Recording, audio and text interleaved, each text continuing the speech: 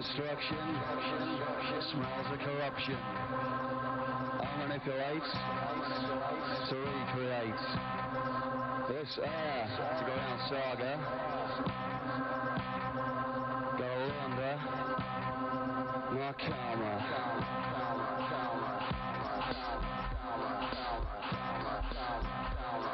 Go on my karma.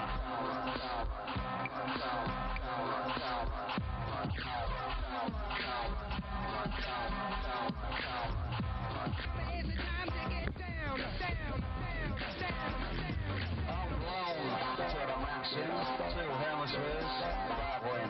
Now blown to the maxim. Two hemispheres, battling. Last breath. Take a drag.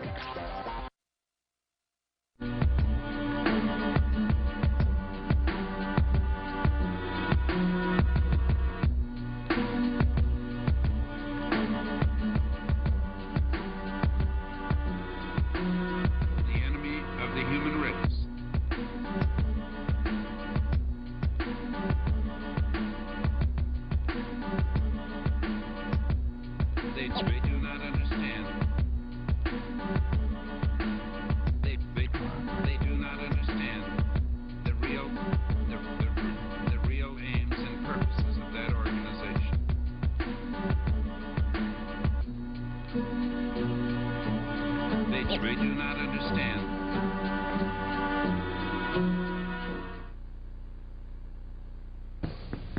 Go ahead. Hi, I'm Jeff Contreras, and I'm host of Austin Cable Access show Therefore I Am, the philosophical show with the political edge. And boy, do I have quite a special treat for you today. For the next hour or so, we'll be talking to Fritz Springmeier, author of Bloodlines of the Illuminati. Fritz, thank you so much for being here today. Thank you for having me. It's a real pleasure. Fritz, your book has been out now for, actually it was republished, isn't that correct? Yes, it's been reprinted twice. Yes. Reprinted twice. And the title of the book is The Bloodlines of the Illuminati. What exactly is the Illuminati? The Illuminati is the continuation of the mystery religions. There was quite a number of mystery religions in antiquity, and these mystery religions had councils that controlled them, and then there was a supreme council that operated clear from India to the British Isles that then coordinated all of these mystery religions, and that would be today what we call the hierarchy of the Illuminati.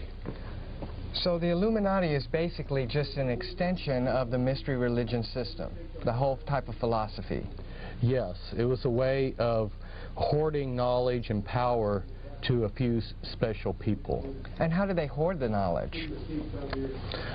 Well, when I say knowledge, some of the knowledge is pseudo-knowledge, and some of the knowledge is actually scientific knowledge, which enabled, for instance, Christopher Columbus to be certain that he could sail across the Atlantic and hit land. He was associated with the Knights Templars, which is one of these secret societies associated with the Illuminati.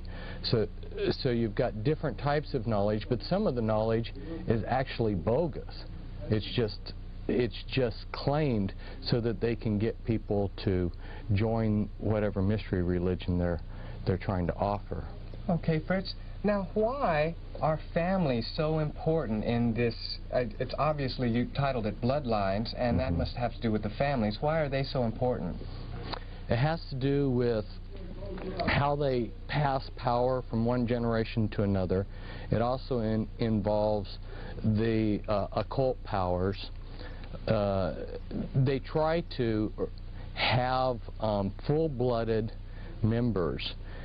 They believe that, at least the traditionalists within the Illuminati, which are the full-blooded members, they believe that to really be a powerful witch with all the occult powers that demonology gives you, that you have to be a full-blooded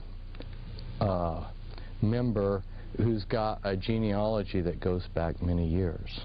So in effect, what you're talking about is basically generational Satanism. Right, it's generational Satanism. And they have to operate also within bloodlines because of the way that they carry out their mind control. They make program DID, or what was commonly known for a couple hundred years as multiple personality disorder. They program their members with MPD, and in order to do that, you have to have someone who will disassociate when they're traumatized rather than die. There's three things you can do when you're severely traumatized. You can just curl up and die, or you can go crazy, or you can have the creativity and the disassociative abilities to splinter the mind into a multiple. And they want that ability.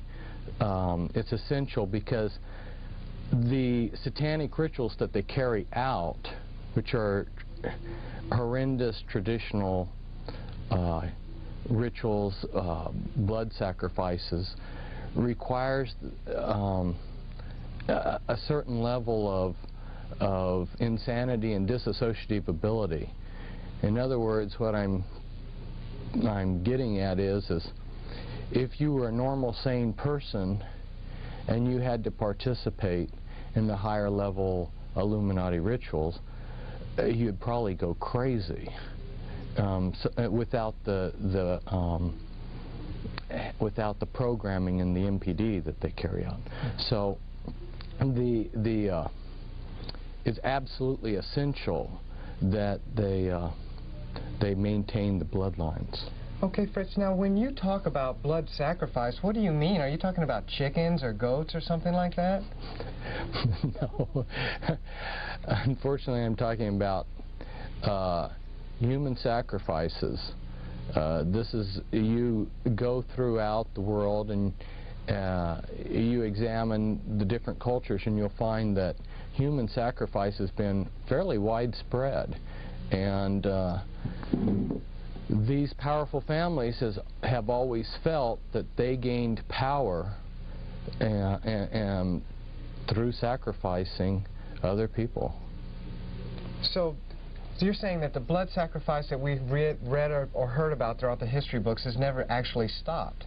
It's just gone into secret. That's right. Correct. That's very incredible. Now, Fritz, in the book Bloodlines of the Illuminati, you point out that 13 families are in control of the Illuminati structure. But in your book, you list 14 families. Could you explain this a little bit? Sure. They themselves decided that they would have 13 families, or really maybe a more descriptive word would be tribes. And it's my understanding that the reason why they chose the number 13, besides its magical implications, is also it's in mockery of what God had done, because as you know, there were 12 tribes, and then Ephraim and Manasseh were added, which were split off of the tribe of Joseph, which gave you 13 tribes of Israel. And so in mockery of that, then they have chosen 13 satanic bloodlines. But in working with people that were in the Illuminati and helping people get out of the Illuminati, I've gotten a fairly good handle on what last surnames they use.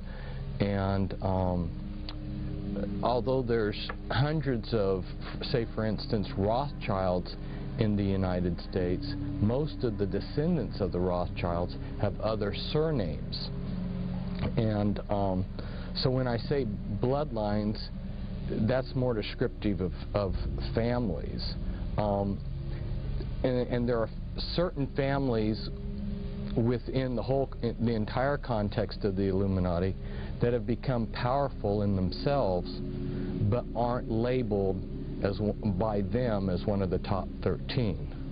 And as there's a continual power struggle between everybody within the hierarchy, you have some factions that become more powerful, and as those families become more powerful, they deserve recognition of their own. So I listed the Reynolds and the Krupp family. Actually, I listed 2 extra besides the 13, the Reynolds and the Krupp family, because from the inside information I had gotten, they were very powerful. So what you're saying is that the families that are the top 13 families right now were not the top 13 families, say, of maybe 200 years ago, or even as far back as 1,000 years ago, that as these Illuminati families struggle for power within their own system, they replace some families with others and vice versa. Yeah, I believe that that process is ongoing. But I also believe that beyond just having the 13 families that they have listed as important or the top, they also, in a sense, recognize the power of other families. For instance, Bill Clinton has become very powerful in his own right. So, or the George Bush family. So, although they are descendants of these 13 tribes, they in themselves now, in this time period, are worthy of special focus or mention. Okay, Fritz. Well, we've talked a little bit about the Illuminati structure. Could you briefly explain how this structure is set up? Yes, it's a pyramid structure. There's 2 basic levels in the Illuminati. There's the anarchy level. In one of my books, I listed hundreds of satanic covens and their addresses across the United States. I mean, there were so many that I listed, numerous pages, that I haven't gone through and counted how many hundreds of addresses of different covens. And these are very eclectic, and besides these witchcraft covens, there's other lodge systems and other things also on the anarchy level. Well, on the anarchy level, you can't discern any pattern because everybody believes differently. Then there's 3 levels within the anarchy level. As you know, there's 3 levels to witchcraft. And then the next level are is the hierarchy level, which also has basically 3 levels to it. Although within those 3 levels there's ranks and grades, and above that there are councils that you can belong to that have special powers, and there's also special ranks and grades above those 3 basic grades. But yeah, it's basically anarchy level and hierarchy level with 3 levels to each of those. Now, how does this structure basically control, or why should we even be worried about the Illuminati? If there's just a structure that's out there with anarchy, and then there's the top structure that controls the anarchy level, isn't that just some type of contained system within itself? Why should we, as just normal everyday people, be worried about this? Well, the general public, as you probably know, is not concerned about this, but they should be, because all kinds of things, all aspects of their lives are influenced by these people. They're the movers and shakers of the world. There's some disinformation out there that I need to clarify, and that is the misunderstanding that's common out there is that this man, Adam Weishaupt, which was a pseudonym, a name that he had taken actually, started the Illuminati. He did create a modern structure for it. He was paid by these families to create a modern structure. But he didn't originate the Illuminati. The Illuminati goes back thousands of years before him. And the reason why I mention this is that if we go back into antiquity, we will see that there were certain families that were deified as gods, like Pharaoh, Alexander the Great. Maybe some of the viewers don't know that Alexander the Great believed that he was descended from gods. Genghis Khan, who's still worshipped in Mongolia. These powerful families believed they were gods, and they controlled through their priesthoods in these mystery religions the people that were subservient to them. They never wanted to relinquish power. They networked together, and over history you can never find any point in history where they gave up their power. What they did is they did a lot of sleight of hands and went underground or behind the scenes and let other people become frontmen, but they've still stayed in power. You can see a lot of, I give a lot of evidence of that in my Bloodlines of the Illuminati book. Just some everyday examples that I ran into is, as a boy, you know, I met Henry Cabot Lodge, and someone who would read American history would know about John Cabot exploring the United States, which was of the Italian Caboto family. This is an ancient family, and yet you can see their influence in history all down through the years. Recently there was a book, Holy Blood, Holy Grail. Well, I say recent, it's not been recent, but it became a bestseller, and then the authors made a trilogy of books, Messianic Legacy and The Temple and the Lodge, and Pageant and Lay and Lincoln were the authors of that trilogy of books. And they go in and discuss how all of the royalty and aristocrats of Europe are descendant from one single bloodline. Now, of course, then when you go to look at our presidents, you find that 11 of our presidents, at least 11, are part of that bloodline. At least 11 presidents are descendants from European royalty. Right, the Merovingian dynasty, at least 11. And a man recently, you know, David Icke, you may have heard of him, yes, says that he has the genealogy charts to show that all of our presidents were related. I have, in the talks that I've given in the last couple of days here in Austin, I showed a genealogy chart that I have, which shows 12 of the American presidents very closely related. Okay, Fritz. Well, you talked about how these Illuminati families, when they have power, and we can see that, then they go into hiding. Most people would say that the Templars, the Knights Templars, were one of these Illuminati structures.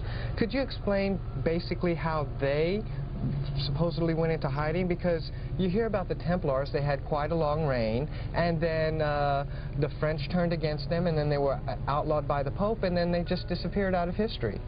Right, and but they didn't. Although the Pope outlawed them, they were able to flee, and initially they went to places in Spain and Portugal, and from there they boarded ships and they sailed to Scotland. And there was a decision made to give Scotland its independence, and the Knights Templars that landed in Scotland then in the Battle of Bannockburn helped the Scottish gain their independence, and then became very prominent in the affairs of Scotland. Well, you know, Fritz, I saw the movie Braveheart, and I don't remember there being any Templar Knights in that movie. Yes, that's true, but the movie ended before the Battle of Bannockburn. Oh, all right, I understand now. Okay. Well, Fritz, now that we know basically a little bit about the Illuminati and about how they structure their system, can you give us a little bit of the mindset of these Illuminati families? I mean, why do these families, these 13 families and other families, feel that they have the right or the authority to control almost every aspect of our lives? These families, since antiquity, have believed that they were gods, and of course they have been worshipped in many periods as gods. And they continue to pass that prideful belief down from one generation to another. They believe that they're a superior being. Oftentimes, when I've seen quotes by these people or heard people relate what they heard, you see that they refer to us as ants or cattle, and they basically have the idea that they were born to be gods and rule us, and we were born to serve them. Okay, so they felt that they were gods and they were worshipped as such in ancient times, but with the rise of Christianity and things such as the Inquisition and maybe even the Reformation, shouldn't the people of history have stomped all of this out? They made a decision that they would use Christianity for their own ends. So they established churches that they themselves controlled, and they went behind the scenes and set up a lot of fronts. So what you see, for instance, as proof of what I'm talking about, is at the end of World War II, there was a commission sent around Europe to examine all of the churches and cathedrals that had been damaged by the bombing, and they found something like 80% of these churches had hidden occult altars underneath the Christian altar that wasn't exposed until they were damaged. In other words, what was happening is these churches were built on ley lines, and satanic rituals had been secretly practiced in these Christian churches all down through the Middle Ages and up to present times. These were sacred sites that the churches were built on. In fact, some of them were built on very sacred Druid sites and things like this. And so the Christian churches were simply functioning as a front so that these people could do their human sacrifices and so forth in secret. And of course, then they became pillars of society with their multiple personalities. They could have a front personality that was the ideal Christian, and on the Sabbat, on Friday night, they could be sacrificing somebody, and perhaps on Sunday morning, they could be the reverend that was giving the sermon.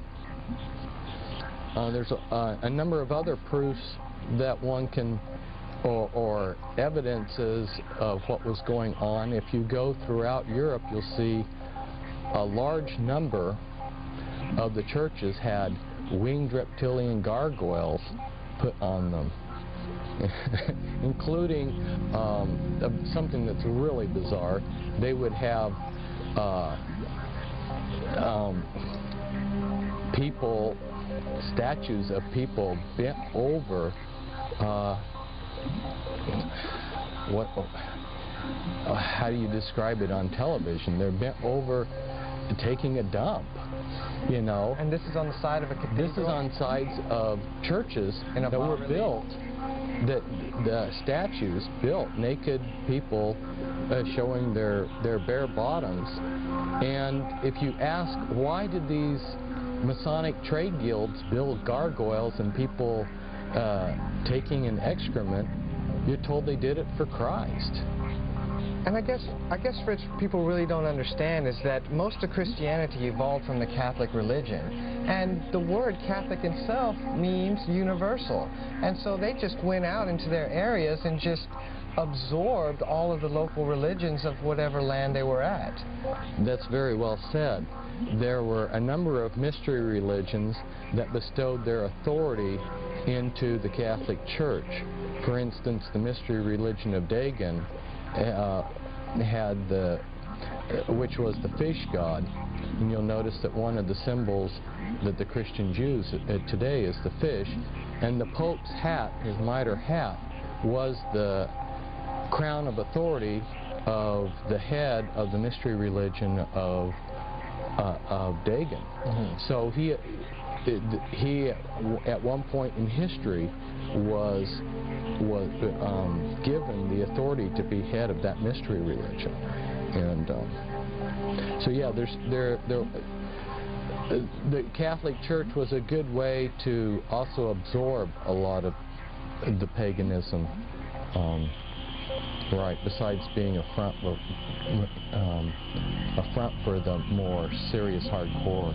So you mean, witchcraft. Fritz, when I'm driving around in my car and I see another car in front of me with the little fish symbol on the back of it, that the symbol, in reality, even though they believe it represents Christ, is really a symbol for the Dagon mystery religion?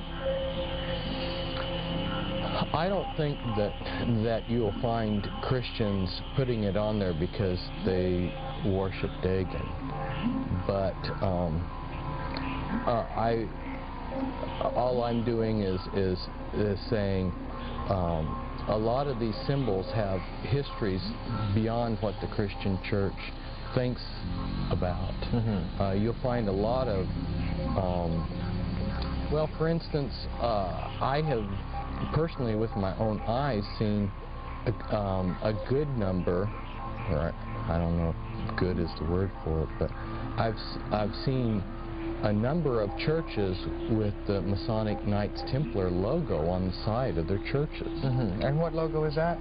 It's a cross and a crown. Cross and crown. Right.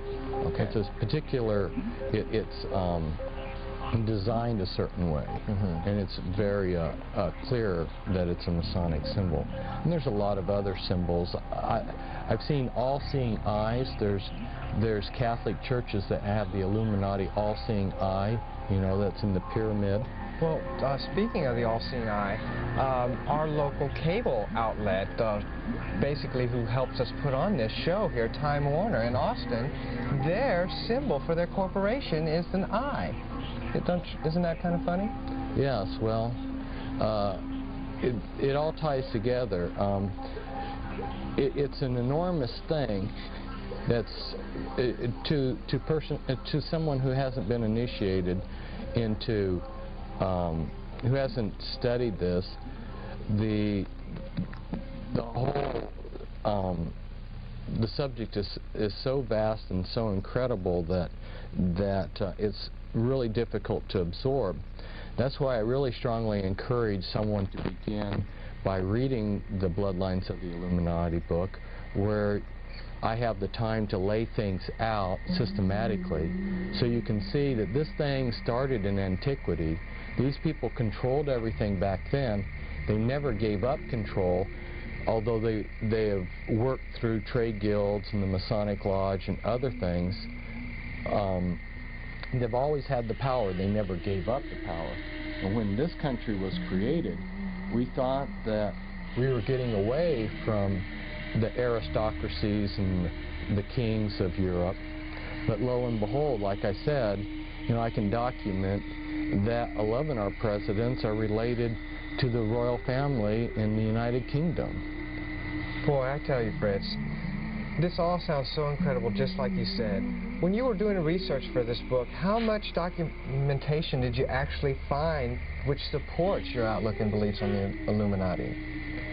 Well, I've done many years of research, and I was just joking with somebody that I was visiting this morning, because when I moved into my new house, I had been telling people I had 100 boxes of papers, you know, documentation, newspapers and stuff that I collected.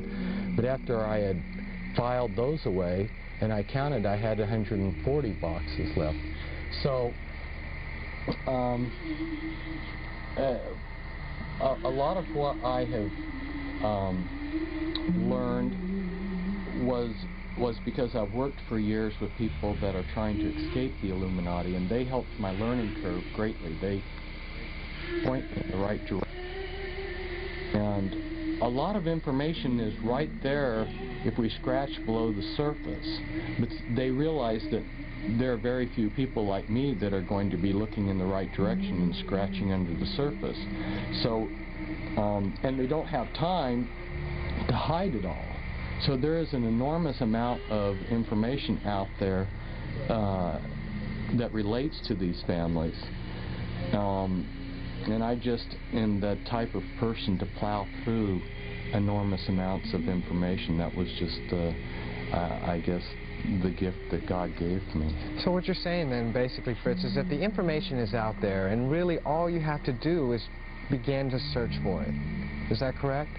Yes, I believe that a lot of the readers, once they have read my Bloodlines of the Illuminati book, and then once they maybe have read some of the other books that I have and gotten a basic understanding of what's going on, they're going to start seeing these things all around them, and they can teach themselves, and they can further their understanding on their own without my help.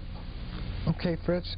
Well, let's jump a little bit inside of the book, okay? I know you mentioned as one of the Illuminati families, the Kennedy family. Now, with all of their recent tragedy in the past few decades, how can you still feel like the Kennedys are major contributors to this whole power structure? There's definitely been some power struggles, and the Kennedys have been on the short end of the power struggles. That's true. But after John F. Kennedy was assassinated, and his brother, Ted Kennedy still was an extremely powerful senator because of his tenure and all of the committees he was on and everything. He was one of the most powerful men in the United States. So that immediate family, you know, continues to be called by the news media as America's royal family. But let's understand that the Kennedy bloodline is far greater than just John F. Kennedy's family. Well, what do you mean, Fritz? I think most people would, when they think of the Kennedys, they think, oh, well, you had John's father, Jack was it, and he made all his money. Basically, you hear rumors that he made most of his money through Prohibition, and then he made a killing off of the stock market crash. And really, that's when we start to hear about the Kennedys. Are you trying to tell me that they have a history that goes further back? Yes, they have a history that goes way further back.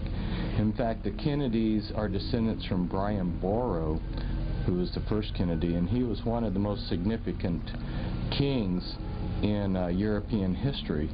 So you see that they're tied back to royalty. In fact, John F. Kennedy's sister married into British royalty.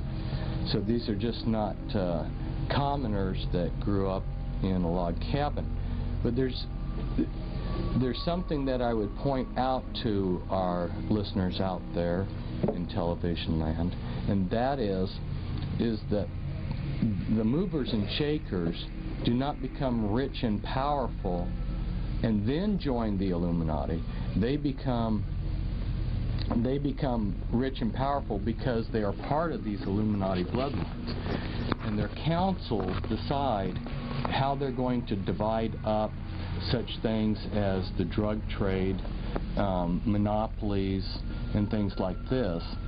And so when you see these families like the Astor family go from being totally poor, and in a few years John Jacob Astor is the richest man in North America, and maybe I'll use him as an example. Okay. Since I got started talking on him.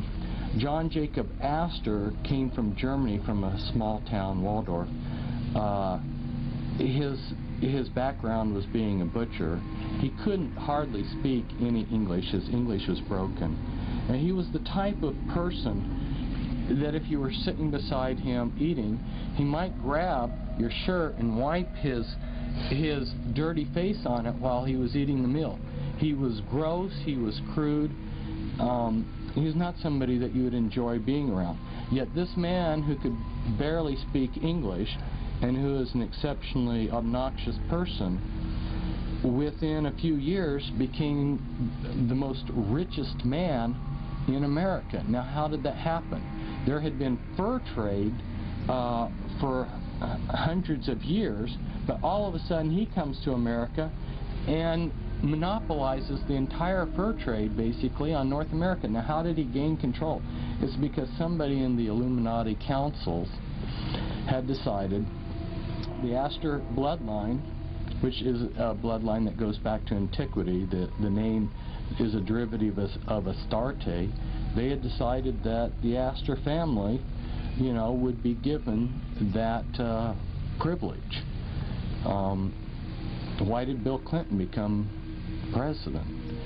Somebody made the decision many years ago. You can look back at the things Bill popped off and said as he was a kid. He said, "I'm going to be president." Okay, Fritz, well, we talked a little bit about the Kennedys, and I noticed that another Illuminati family that you mentioned in your bloodline book is the Onassis family. Now, as far back as I can remember, just out of recent memory, the only Onassis I could ever think of was Aristotle Onassis. And really the only reason I bring him up is because we talked about the Kennedys, and they seem to be linked a little bit. Could you briefly describe how the Onassis fit into this picture? Onassis was, again, someone like John Jacob Astor. His family lived, Aristotle's father Socrates lived in Turkey, and at the end of World War I, the Turks committed genocide against the Greeks, and the Americans had a warship off of the coast, and very strange thing happened. I mean, you have millions of Greeks being killed, but for some reason this American warship sends a party of Marines ashore, and the one person they rescue is some obscure boy named Onassis. This is and the reason they give is because he had sold a bottle of liquor to the captain of the ship, and the captain of the ship had taken a liking to him. Well, that's a nice story. So then Onassis comes to South America. He lands in South America penniless in Argentina. But supposedly by washing dishes, within a few years, he's a multimillionaire, one of the richest people in the world. From being a dishwasher? Yeah. Some jobs like being a dishwasher. You know, you can see this kind of stuff in Back to the Future with Biff, you know. Yeah. And this is what we're talking about. So what I'm getting at is he became rich because he was in one of these bloodlines. How extensive is that bloodline? Who else is part of that bloodline? I don't know the full extent of that bloodline. I know that in working with people that were in that I brought out of the Illuminati, most of the people of these bloodlines do not have surnames that match the bloodline that they belong to. Their only major connection, so to speak, is when they are put before the Grand Dame, and she is to give her approval as to whether they're accepted into the Illuminati or not when they're like age 3, and they're given a physical inspection, just like the Masons don't want anybody who's got physical defects. And they're given an overall inspection, and in that initiation ceremony they will announce what bloodline they belong to. But then they will continue going through life with a plethora of other names. Okay. Well, Fritz, after hearing you speak over the weekend, I think one of the best examples to help people kind of understand how the Illuminati control world events, could you kind of briefly describe some of the major events of the Illuminati-controlled World War II? Oh, of World War II. Right. Okay. Yeah, I'll focus on that. I might just mention to our audience, I could go back and essentially every war that there is, I could go through and show how these families have created them, manipulated them. Well, you can look at Wall Street, and the Illuminati families on Wall Street were the ones that financed Hitler to come to power. Also, you'll see that the Krupp family in Germany, plus a few other leading industrial Illuminati giants. Now, you're talking about the Krupps that make the coffee machines. Is that right? Yeah, I'm talking about the Krupps that make a lot more than coffee machines. I don't know how many thousands of factories they have today, but they were the ones that built the tanks and a lot of other, the locomotives and a lot of the other steel works that the Germans needed for their war machinery. And these people were the ones, well, one of them said, we've hired Hitler. So they viewed Hitler as their hireling. So American and German and British Illuminati financiers brought Hitler to power. So you had that aspect happening. And then the dialectics that was created that created the issues and how the war came about were also Illuminati family manipulations.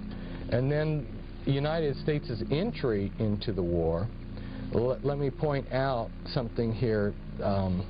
We haven't mentioned Freemasonry, but Freemasonry is the continuation of the mystery religions. Okay. And Freemasonry and the Illuminati are like a glove in a hand. Well, hold on just a second, Fritz. I mean, I know some Freemasons. I even work with one, and I mean, he seems to be the most down-to-earth guy I've ever known.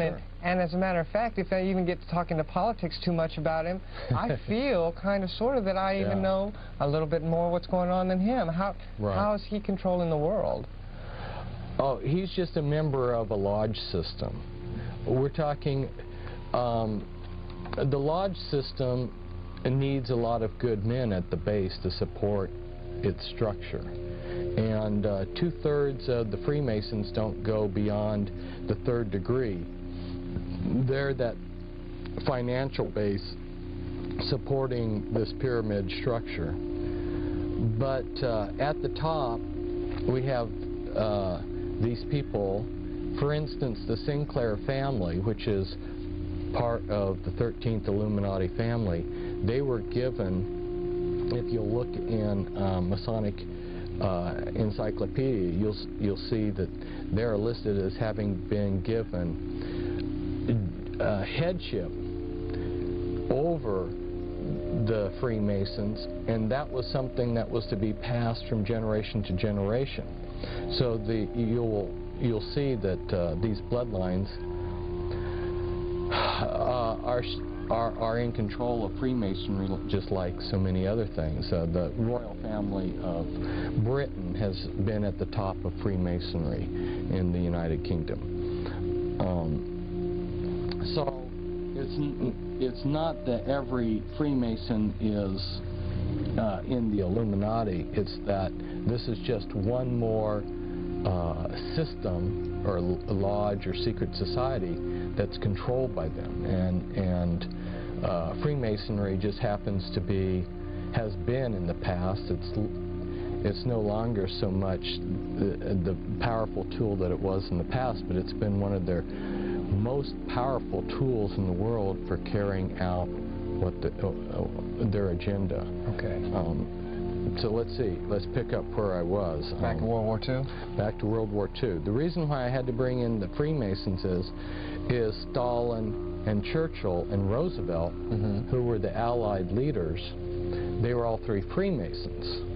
And Churchill was of the Illuminati bloodlines, and so was Roosevelt. Stalin married into one of these prominent, Kaganovich, if I'm pronouncing the Russian name right. He married into a prominent Illuminati bloodline. And in fact, you see in Russian politics that same family that Stalin was married to is still very powerful in Russian politics. But anyway, so you had three people that are controlling these countries, or at least are the visible political leaders of these countries that are all on the same team. And Germany and Japan and several other smaller countries that join them are arrayed against Russia and the United Kingdom. And the British wanted the Americans to enter the war, Roosevelt wanted us to enter the war. So, but wasn't Roosevelt's one of his campaign promises at that time not to enter the European war? Right, right. Just the same as Wilson, before World War I, his campaign was he would keep us out of the war. And then very shortly after he became president, he declared war on Germany. And it was such a trauma to my grandfather, because he had voted for Wilson, that he never voted Democrat again in his life. He had such a strong reaction. He had a knee-jerk reaction. He always voted Republican after that. But yeah, that was a campaign promise. But see, these people, they say whatever it takes to be popular, and then they do whatever they want, because we don't mean anything to them. And so, in going back and researching, I came across a book that was written which described aircraft carrier warfare in the Pacific in a war between Japan and the United States before there was ever an aircraft carrier built. And this book describes basically World War II. So this is rather amazing that someone was already thinking this stuff out. And then you'll see that when one studies it out, that the American military brought the Japanese Navy over to Pearl Harbor and specifically showed them item by item how the Pearl Harbor could be attacked. And then on the basis of that, those tours, the Japanese went back, made up their battle plans. American intelligence and British intelligence knew of the battle plans. They watched the Japanese fleet practice for their attack on Pearl Harbor. And then Roosevelt, to make sure that there was a lot of losses, the day before they attacked, he had all of our planes put on the airfields in circles with their noses pointed towards the center of the circle, so that it'd be very hard for them to take off when the Japanese attacked. There was a lot of things like this that were done to make sure that there was a lot of Americans that died so that they could get United States into the war. You know, I could talk for hours about how they created this war and then how they kept it going. The Illuminati, well, shortly after Pearl Harbor, President Roosevelt, and I showed the documentation in my talk here in Austin from the federal codes. He drew up an executive decree which allowed the Secretary of the Treasury, Morgenthau, to exempt whoever he wanted so that they could trade with the enemy. So these Illuminati families, like the Rockefellers, who controlled Standard Oil, and Onassis, were given the freedom to trade with the Germans so that they could keep the Germans supplied with essentials like diamonds there's a lot of industrial uses for diamonds, including they were needed for the gyroscopes and the gyroscopes for the V-2 rockets and everything.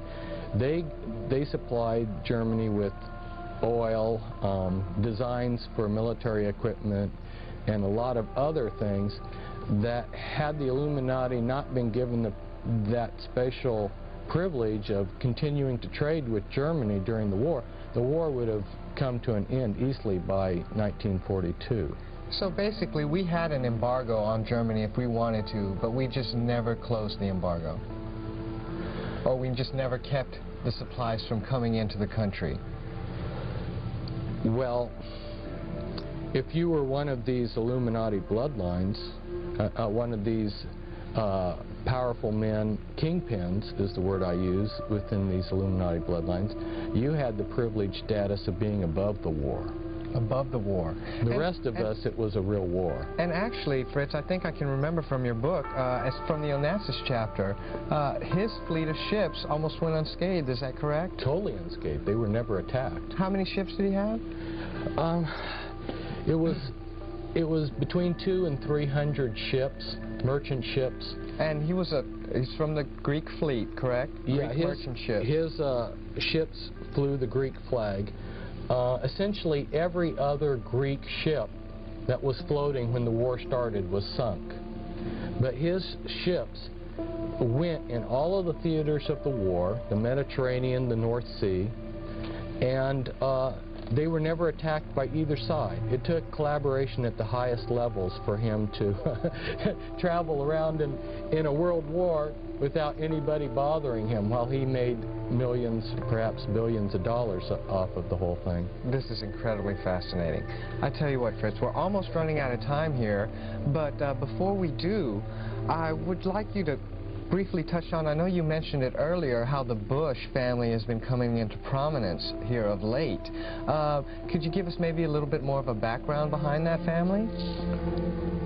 Some of our listeners out there may be familiar with the Order of the Skull and Bones, which is a chapter of the Illuminati, and that they have rituals with satanic undertones. One of the things that they do is lay in a pile of manure when they're being initiated and say all of their sexual exploits. Yeah, I know. Satan causes his minions to do degrading things that they think, for some reason, because their minds get warped, that this is something great. The Bush family is related, it's one of those families that's related back to British royalty. Mm-hmm. And Bush was head of the CIA. And I think it's significant to point out, if our listeners haven't caught it already, they may have already noticed this themselves, but you had the head of the KGB. You know, the KGB has been running Russia and the USSR, and over here we had the head of the CIA, George Bush, who becomes president, and now his son is running. It should make people realize that at least that the intelligence agencies have co-opted these countries, but it's deeper than that, because the intelligence agencies are being used as a front for these powerful families. And there's literature out there that talks about how the intelligence agencies have been prostituted to these powerful families. In fact, KGB intelligence, a large share of their intelligence, is simply being used to spy on Western industry and companies so that they can take all these trade secrets back for Russian capitalists, or Russian gangsters, I should say. Wow, truly incredible. Also, Fritz, I remember this also from your talks over the weekend. I don't want people to think that you're like the only person out there talking about it, and not just today, but I mean throughout history. I remember you mentioned how Senator McCarthy, most people think out there that McCarthy was just afraid of communists, but it's really, from your research, Fritz, do you really think that was the case? No, it wasn't the case. I mean, I was like everybody else. I only knew what I'd been told until I started reading speeches and talks and things that he had written, and I was blown away. I realized the man knew exactly that there were these powerful families, that there was a world order, and he was going after these powerful families. That's why he went after the Bundys, and of course the Illuminati kingpins in our government thwarted an investigation into Bundy. Yeah, he really understood, and so because he was after these powerful people, these movers and shakers, they have used him as a verbal punching bag. I mean, I've watched, I don't know how many people denegate his name, even, you know, in the last few years. I mean, you think the guy has been dead for a long time, they'd forget him, but Bill Clinton has used them as a punching bag, and then George Bush. So the Illuminati almost use him as an example. Like, if you come after us, this is what's going to happen to you. Isn't that correct? Yes, yes. That's totally horrible. Well, I know we've just got a few minutes left now, for sure. But before we go, I wanted to ask you, Fritz, how can we, as normal, everyday people, recognize perhaps the policies or the agendas which are pushed on us through the Illuminati front organizations? Oh boy, that's a good question, but it's also a big question. Well, you will see that there are certain things that are politically correct. And you will also notice that the world is going towards central control. Right. It's going towards globalization, where we're having the United Nations. You know, the United Nations was formed out of the League of Nations, and there's a continual push to have one political, one world government. Now, isn't that just a natural evolution of perhaps human society? I mean, as the world seems to be getting smaller and smaller through technology, most people would say that would just be a natural evolution of our whole government system. Well, it's definitely being pushed. And whether one wants to believe that it's a natural outgrowth of improved communication and transportation, that's up to the individual, but it is definitely being pushed. It's taking a lot of money and a lot of effort to make it happen, and the push behind it are these global elite families that are controlling things from behind the scenes. So not only do we have political globalization, but we have economic globalization and we have religious globalization.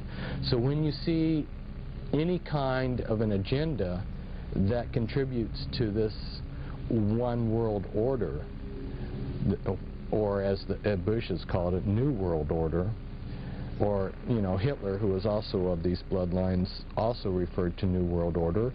That seems to be a popular term with them. Right, and I noticed earlier, when you had mentioned it, you just said World Order, that you didn't put the new in there. Why is that? Because it's not new at all. In fact, they keep using the same formulas.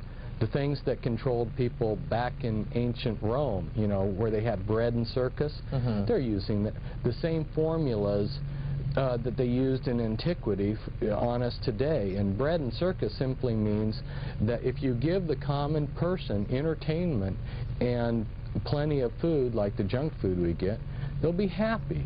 And most people, as long as they have their beer and their football game, are happy. Unfortunately, that is true.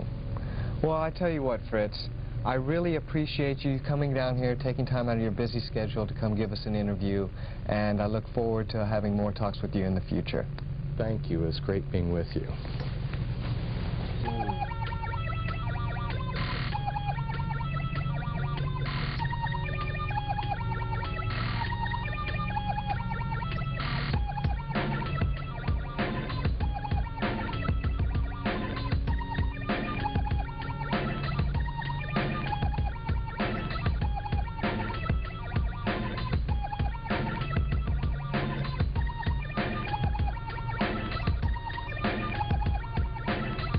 And you get then are prepared for the New World Order. They've been preparing people for many years, and it's almost here. It's almost here.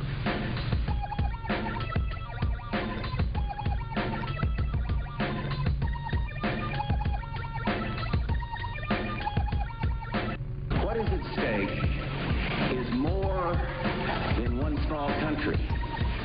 It is a big idea. A new world order. World order.